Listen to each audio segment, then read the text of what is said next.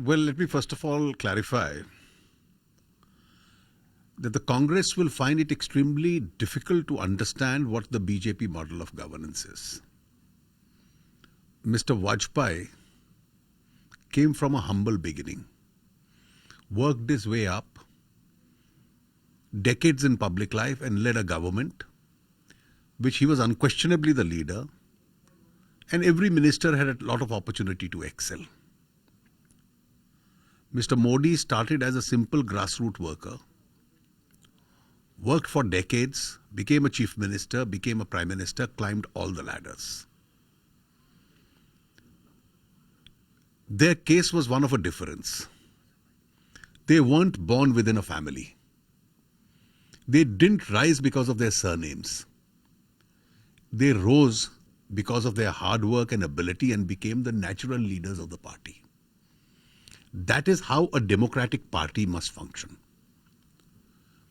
Indian democracy, in order to get its right worth, must start recognizing merit as a criteria for leadership and not family or dynasties. What we are seeing in a large number of political parties, including the Congress party, that they've got too used to the idea of families running parties, those family-run parties running governments, and people acceptable to the family becoming leaders of the government or the leaders in the parties itself. Both Mr. Vajpayee's model and Mr. Modi's model is entirely different. There is a cross-section of developing leadership who were all leaders in their own rights, who are a part of Mr. Modi's government. Our chief ministers are strong. They are not rubber stamps. They are not nominated by the centre. Shivraj Singh Chauhan got elected on his own merit. Devendra Fadnis got elected on his own merit. Vasundhara Raje rules on her own merit. And there were many people from amongst whom Mr. Modi emerged as the first amongst equals. And I can tell you, as a minister in his government, the kind of freedom that I have to frame policies, I doubt if finance ministers in the Congress government had that freedom. They were really bound by what a family decided or what a national advisory committee next to the family decided. They were sulking because they were not allowed to pursue their own policies, and that was one of the failures of the UPA model. But Rahul Gandhi has also found fault with several of the schemes. He says Make in India is a failure. He also says Swachh Bharat is a failure. He was contradicted, of course, by the students on the ground. I think there is no point living in denial. Make in India is India's ability to start manufacturing on its own. The Congress left a government where manufacturing had become flat in this country. There was no growth. Growth rates were down to sub 5%. With manufacturing, where there is job creation, absolutely fried. It's now that your growth indexes in otherwise a hostile global environment which have started moving. And therefore, India is going to grow. Make in India represents a desire that not only the services sector, not only our agricultural sector, which has always been in stress, our manufacturing must also grow, because manufacturing is where the jobs are. And if he wants to look for the jobs which have been created, if you have a high growth rate, which is moving higher now, obviously it's bound to create jobs. Additionally, in order to make sure that the weaker sections are empowered, what has the Mudra scheme done, which we launched about 3 to 4 months ago? About 65 lakh people have already got loans to start their own businesses. This year we intend to reach 1 crore 75 lakh families. So the unfunded sections are being funded. That if you can't get a job in the government or in the private sector, start your own enterprises. That's how job creation at the bottom level will take place. But that's what Rahul Gandhi says. There is no job creation. Exports are falling and the poor have been excluded. According to me, little knowledge is always dangerous. So I have explained that how both by increasing growth rates and also by schemes like Mudra, the jobs are created. Now, when exports are falling, it's not the weakness of the Indian economy. The buyers are internationally, other countries. So if the other countries which buy from India become weaker, obviously people will purchase less. Global trade is shrinking.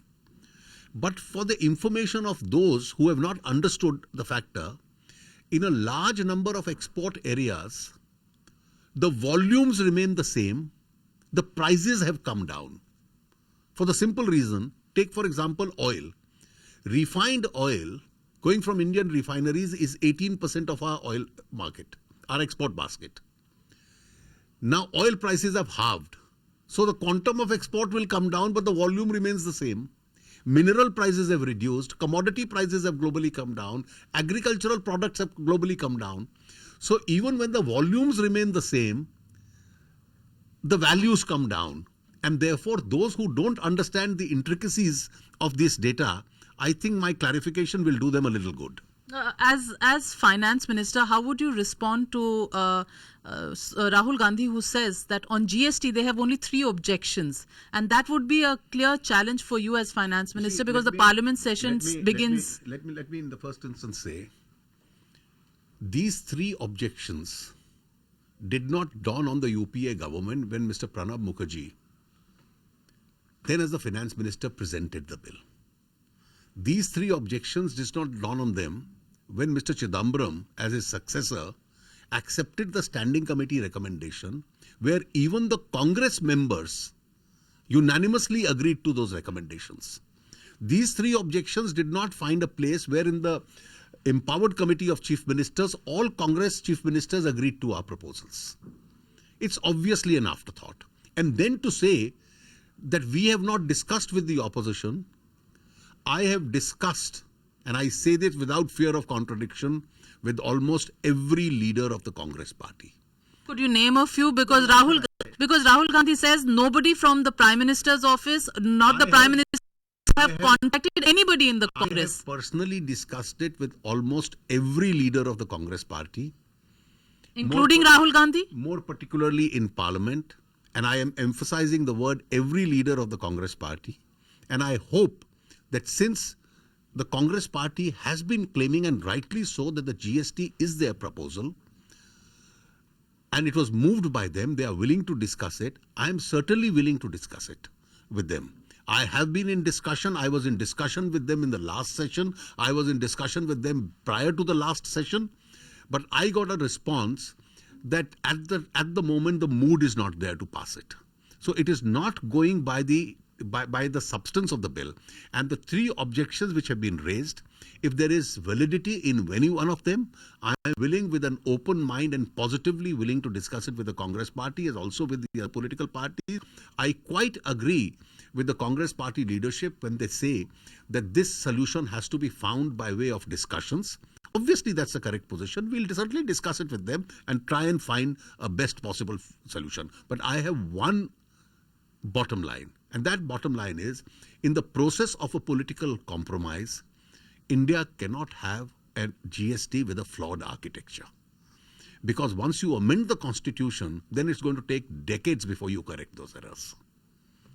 Mr. Jaitley, another point raised by Rahul Gandhi is the Prime Minister has never picked up the phone and spoken to Sonia Gandhi. Dr. Manmohan Singh used to do so. He used to engage with you as leader of opposition in Rajya Sabha and with Sushma Swaraj, leader of opposition in Lok Sabha. That kind of feedback is not coming in from this government. Well, there is something I can say on that score. But I would not like to make a statement at the moment. I am trying for a consensus, and therefore let me withhold some facts back. But at the same time, let me clarify, we have absolutely no hesitation even at the level of the Prime Minister. We've never had it in the past. We don't have it. He's willing to speak to everyone. Mr. Jaitley, the last question that I have is, Rahul Gandhi also spoke about intolerance at this engagement with students. Do you think this intolerance is a subject that is fueled by the Congress party somehow? Because that's what the BJP allegation has been.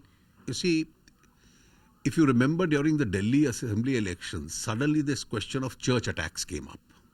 And finally, independent police investigation showed not a single church was attacked for political reasons. There were cases of theft or vandalism by culprits who were arrested and who are being prosecuted. But it was made into a political issue.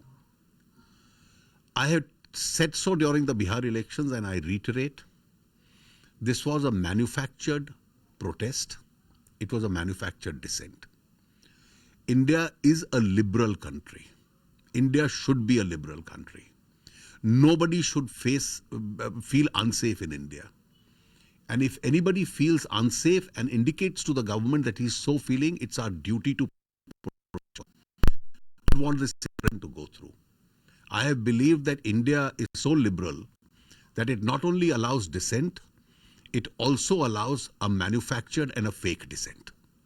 And that is what we've been seeing in the last few days. But we've seen several parliament sessions washed out. Now, just ahead of the parliament session, what is your expectation? Will the intolerance debate take over the entire legislative process? I think just as a trivial issue wasted the last session of parliament, and when on the last day it was debated, people realized it's much ado about nothing. Let this also be debated, and we'll realize how liberal this country is. Go to the United States, the television debates going on between the various presidential candidates, and see the kind of expression that they've been using. Go today to Germany or France or other European countries after the Paris attack and see the kind of language they've been using. We are proud to be Indians because our public discourse, even in the face of such intolerant acts like terrorism or global terrorism, has been an extremely civilized and a matured one. And that's how India should be. So you're saying the government is not averse to a debate on tolerance issue in parliament? Not in the least, because there is nothing that the government has to hide. After all, India is proud of its liberal traditions, and we should continue to remain proud of that. And therefore, if somebody raises an issue, it certainly must be responded to. And Parliament is the best forum where it can be responded to. Have you spoken to Rahul Gandhi about GST? Well, why should I make public any discussions that I have had? Because I am at a stage where I am discussing with every leader of every political party, and I am not supposed to disclose what conversations took place. You should be interested in the eventual result, not in the process. So you're hopeful we'll see the passage of the bill in this session? Well, India needs the GST, and I am extremely hopeful that with the cooperation of our friends in the opposition, we should make a forward movement. Find us on Facebook at facebook.com/ETNow and don't forget to click the like button. You can also follow us on Twitter at ETNowLive. To stay updated with all our programming, hit the subscribe button on our YouTube channel by logging on to youtube.com/user/ETNow.